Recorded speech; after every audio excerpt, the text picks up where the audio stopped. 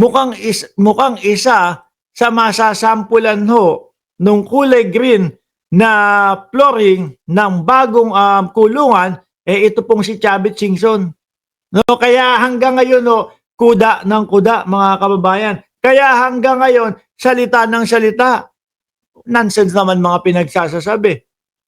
Wala naman maipakitang ebidensya. Sa kanya, meron kompleto, detalyado pa. Di po ba? Siya kasi yung ibinabalita nung mga nakaraang linggo ho. Oh. Sabi dito, nilaglag mo lahat ng ginamit mo para maligtas ang sarili mo. Saan ililigtas, Chavit? Alam niyo po, Chavit, no, ganito lang kasimple yan eh. Hindi na magpapaimbestiga ang Pangulo o hindi niya susubukan na magkaroon ng nikatiting na usapin kung siya ay madadawit dyan. Bobo na lang ang gagawa nun, Chavit. Yung bubuksan ko nga tong issue na to. Na alam mo, masasabit ka, na alam mo, pwede kang ituro. O di ba? Ngayon, yung mga ganyan, kaya naman napaumpisahan ng Pangulong Bongbong Marcos yan, noong mga nakaraang buwan, nag-uulan, at sinasabi ng dating Pangulong Duterte na meron siyang 13,000 flood control. Pero bakit ganun? Dahil ba kasi panahon na ng panunungkulan ni Bongbong Marcos na ating presidente kaya hindi nagagana yung mga flood control ni Duterte? Ngayon, nagtaka ang Pangulo, 13,000 flood control. Tapos ako, nagpagawa pa ako din ng flood control. May mga nagpagawa sa panahon ko ng flood control. Ilan libo din yon. Tapos ito, binabaha ang buong Pilipinas. Diyan, nag-umpisa ang Pangulo. Imbestigahan ko nga ito. Hanapin ko nga, alamin ko nga itong mga flood control na ito. Bakit ganun? Parang walang gumagana. O, di ba? At doon sa pagsisiyasat nila, Chavit Singson, nakita yung 15 kontraktor na talagang laging nakakakuha ng mga proyekto sa gobyerno. At gumapang yan umabot yan doon sa probinsya ninyo. Kaya nga nasabi, di ba, na mga kamag-anak mo nakaupo.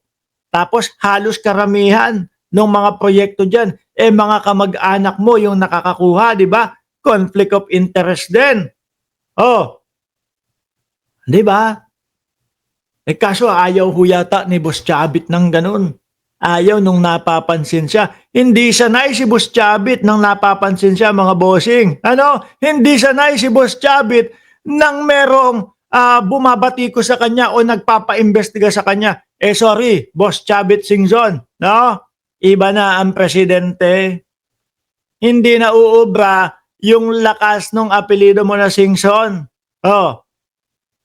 Kahit Singson pa yan, kahit Ang pa yan, kahit na bilyar pa yan, kung merong dapat imbestigahan sa inyo, iimbestigahan ng gobyerno ni Pangulong Bongbong Marcos. Sabi ni Tad Supnet, blue din pangalan nito.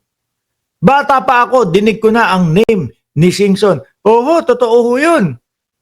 Di ba, Sir Jesus Beltran at Ronel Fernan, kung maalala nyo mga bossing, sikat na sikat yung mga pangalan na yan. Pag ginalaw mo, pag kinanti mo, may kalalagyan ka. Madami yung takot sa kanila dati, mga kababayan. Kaya lang, miski po yung mga kalugar nila, naglalakas loob na po, mga kababayan.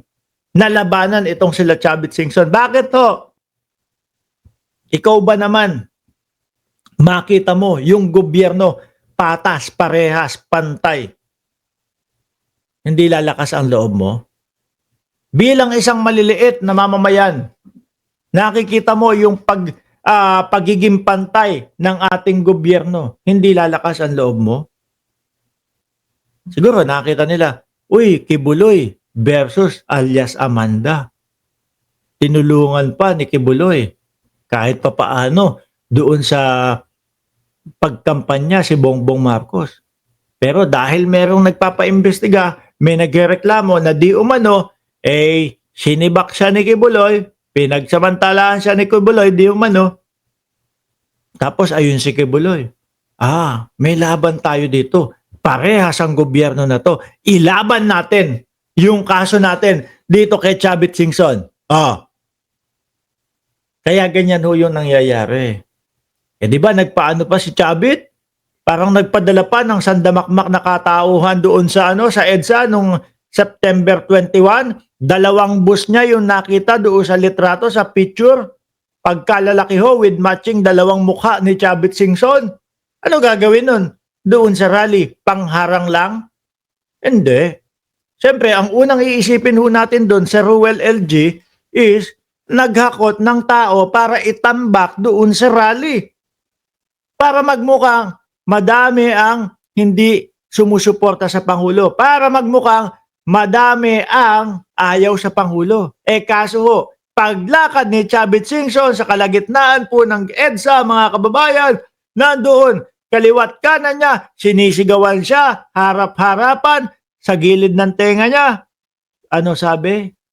Kurakot. Kurakot. Nadismaya si Lolo. Hindi kasi ang expect niya, magsasalita siya, makakapagsalita siya, nung malaerap ang datingan, nung panahon. Kaso, matalino ho ang mamamayang Pilipino ngayon. Nadismaya ho. Ano sabi?